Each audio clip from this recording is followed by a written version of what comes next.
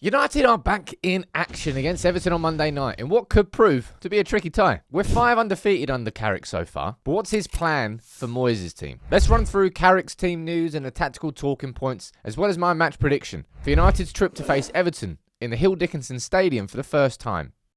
Now, that was a long break between West Ham, but we face Everton on Monday. How are you feeling about the game? Are you confident? What are you concerned about? You'll let me know in the chat, and I'll let you know what I think in this video. I'm going to run through the team news, as I said, from Carrick. Also, the tactical conversations about whether or not Sesko will start. If he does start, who does he come in for? What about defence? Any changes there? I'll run through everything. You can let me know what you think in the comments below, as you always do. And please get your predictions in. Will we go 5 wins and 1 draw in Carrick's first 6 games? Well, I hope so. It's going to be a tough game, but I'm going in there confident. It's that balance between confidence and arrogance and, finding the right balance. So, team news. De Ligt's not back.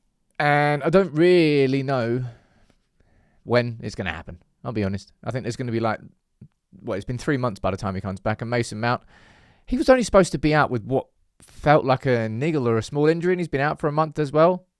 Bit suspect that, if I'm honest. Now, Carrick was asked about the game against West Ham. I don't really think there were any United fans that were coming away from that thinking it was a bad or a massive negative. Was it frustrating that we couldn't break down the low block? Yeah, it was. Did we need Sesko to score a 94th minute equaliser for us to get something from that game? Yes. The lessons that Carrick should be taken from that game, and especially into this Everton match. Because if I'm David Moyes, I'm looking at how West Ham got a result, and I'm thinking, well, I know what to do. In terms of Everton's form, their last game prior to this, lost 2-1 at home against Bournemouth.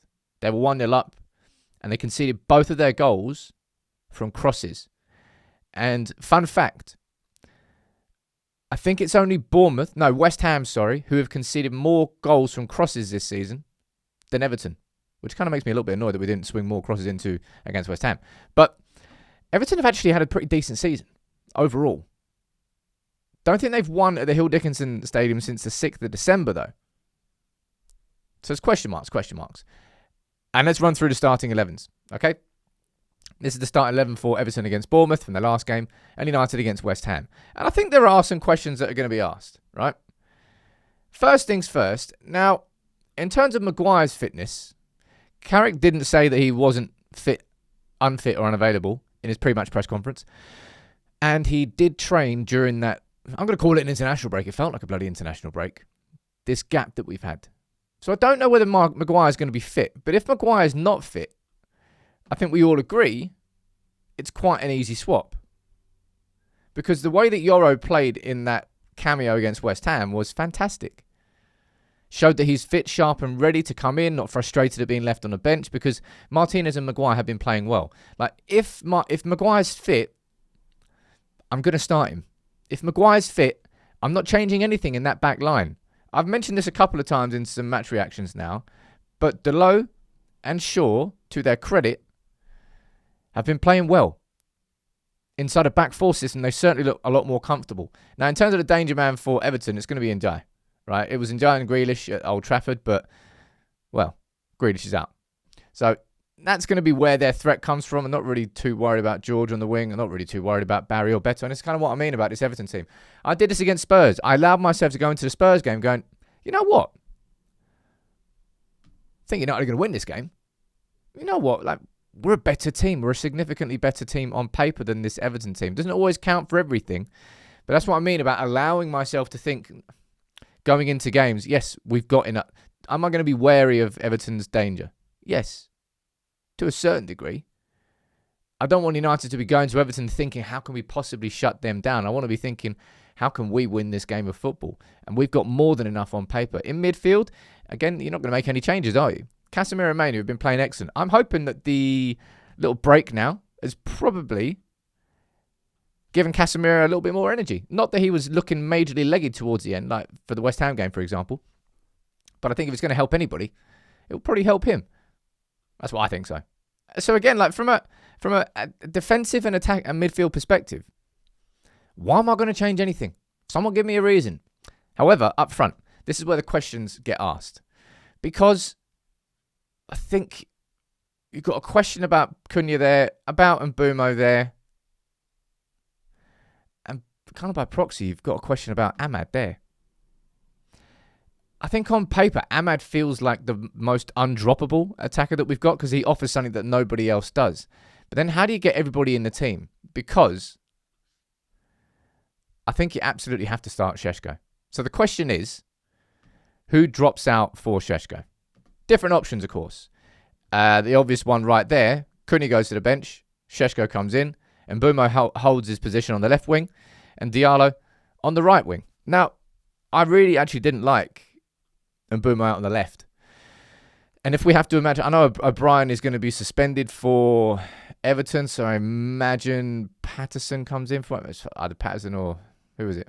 Seamus Coleman. Remember when he came, didn't he start Old Trafford and then played like 4 minutes, got taken off? Anyway, I didn't particularly like watching Mbeumo out on the left against West Ham because it kind of took away from the strengths of his game, if you know what I mean. They were playing that deeper block. There was no space to run in behind. That's one of Mbeumo's strengths. And the other is really cutting inside. And both of those were taken away, and he kind of found himself a bit crowded out. It depends if Everton are going to play that same sort of style.